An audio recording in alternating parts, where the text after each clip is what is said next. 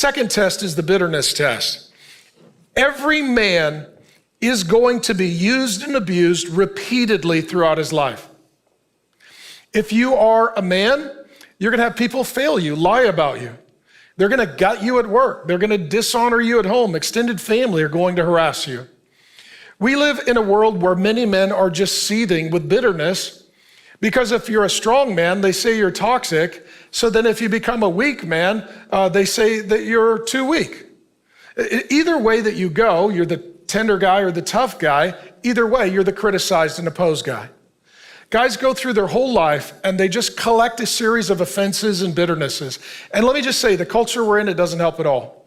One of the worst things that happened in Gideon's life, he failed his bitterness test. Someone he loved died and he didn't forgive and he went into vengeance and anger.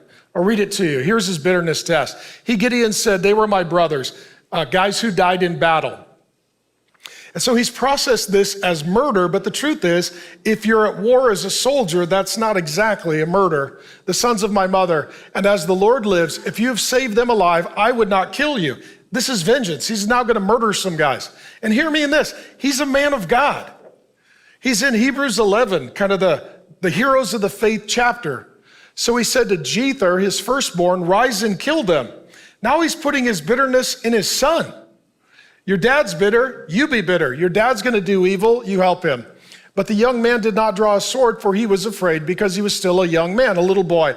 Then Zebah and Zalmunna, the enemies, said, rise yourself and fall upon us, for as the man is, so is his strength. And Gideon arose and killed Zebah and Zalmunna. That's murder. Okay? He's bitter. You, in war, killed my brothers. Therefore, I will seek vengeance and murder you. Bitterness is demonic. Most men have innately wired in us a sense of justice, correct? You're at work, somebody steals from you and they're a customer or client, you're like, that was wrong. If somebody you're dealing with is doing illegal things and breaking the law, like, that's criminal. If somebody says they're a Christian and they're not obeying the Bible, you're like, that is sin and disobedience. There's something that God has hardwired in men because we're made in his image and likeness that we like justice. When we don't get justice immediately, there's an opportunity for us to fail this test of bitterness. In bitterness, sometimes it's referred to as unforgiveness or disappointment or woundedness or brokenness, holding a grudge, being offended, or just plain old hurt. You know that you're bitter when you can't talk about someone or something without escalating in emotion, especially anger. As a man, if you find yourself getting angry talking about someone or something, there's probably bitterness there. And all of a sudden you could sort of sense it and feel it. Your blood pressure is rising, your voice is escalating, and all of a sudden your words become very focused and a bit caustic. And what happens is Satan and demons, they gain strongholds in a man's life through bitterness. Just verbal process for a minute. So something happens and you feel that you were wronged. Then if you don't forgive and instead you choose bitterness, what you've just done, you've opened yourself, and what Gideon did here, he opened his family to the demonic. And so hear me in this. Heaven is a culture of forgiveness. Hell is a culture of unforgiveness. All the forgiven people go to heaven. All the unforgiven people go to hell. When you feel offended, when you feel treated unjustly, and men, we feel this, right? How many of you right now, just be honest, right now you're like, yeah, I feel right now like somebody owes me. Somebody has wronged me. Somebody has frustrated me. Somebody deserves to be punished for what they've done and or doing to me, okay? When those moments hit, if you choose unforgiveness and bitterness, you're literally inviting the demonic culture of hell up into your life. And what he does here, he then involves his son. He's gonna make his bitterness a generational curse. Son, your dad is bitter. Let me put that bitterness on you. Let's work together. If you'd like to feel close to your dad, the only way you can feel close to your dad is if you're doing bitter evil with your dad. He's now going to build the relationship with his son through bitterness and evil. Do you want that for your legacy? No. And the point here is, if you have bitterness, you're going to put it on your son. This is how sins become generational curses. The other option is when you feel wronged or something unjust has happened, then it is forgiving. And when you forgive, you're not pulling hell up into your life, you're inviting heaven down onto your life. What Gideon should have done in this moment, and it can be very hard in the most emotional moments. He's frustrated, he's angry. Someone he loves has died. He's got to go to the funeral. All he wants is vengeance. But at the end of the day, had he forgiven them, he would have allowed God to deal with them. And what God had just allowed him to do was to defeat, 125, I think, 1,000 soldiers with 300 men. God just proved, if you let me do the fighting, I'll fight for you. You don't need to fight for yourself. In that moment, if Gideon would have worshiped God, God would have justified Gideon. Let me say this. I don't think I've ever met a man who doesn't have bitterness. I don't think I've ever met a man that doesn't have bitterness. And I'll just talk to you a little bit about this. Here's what forgiveness is not and is. Forgiveness is the opposite of vengeance. What Gideon does here is vengeance. You killed some guys I care about, I'm going to kill you. That's vengeance. In addition, forgiveness allows you to shift your focus from that person to your God. See, what Gideon is doing in this moment, like he's very hurt because people he loves died in war. Rather than looking up to God, he's looking out at them. If he would look up to God, then God could deal with them.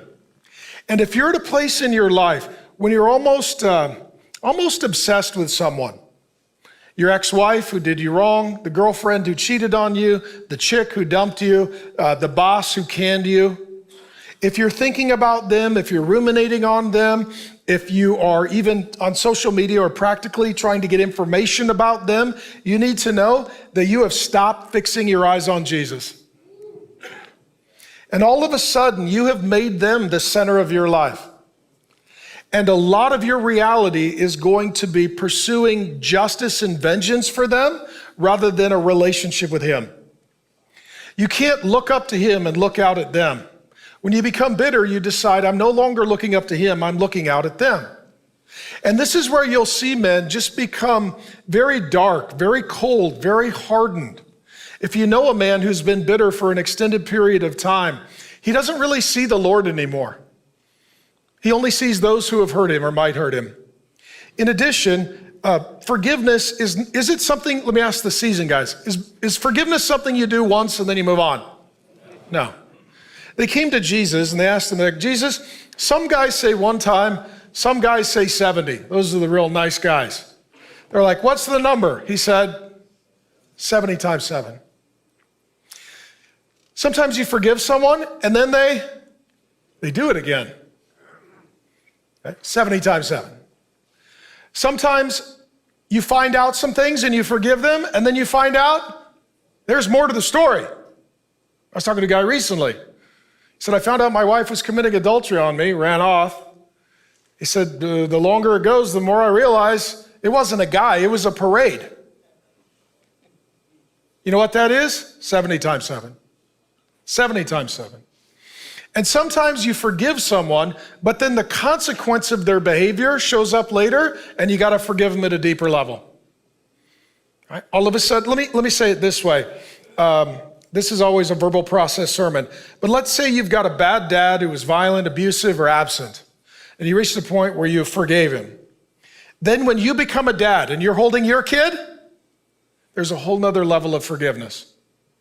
Dad, how could you lay hands on me? Dad, how could you leave? How could you bail? How many of you, again, don't raise your hand, but like, once you held your kid, you're like, man, my dad was more screwed up than I thought. Right? I mean, if he could do that to me, now that I'm a dad, I realize how broken and how dysfunctional and how horrific that is. And so it is a 70 times 7 process. In addition, what happens when you forgive, you get out of the middle. See, there's God in them, and if you're bitter, you're in the middle. Get out of the middle. Let God heal you. Let God deal with them. And let me say this, God deals with everybody. He's just more patient than we wish. How many of you wish that God was less patient with them? Okay? See, what we love about God is like, God's so patient with me. God, why are you so patient with them? Right? He's patient with everybody, but God will deal with them. I've been doing this long enough. I've seen God give incredible patience to me and incredible patience to others. And sometimes I've seen God give such patience to my enemies that it's really quite shocking. Their heart changes, they meet Jesus, and they get healed, they get better, right? Okay. And other times, man, an anvil drops out of the sky on their life, and God just takes care of it. Either way, if you're bitter, you're going to determine the outcome.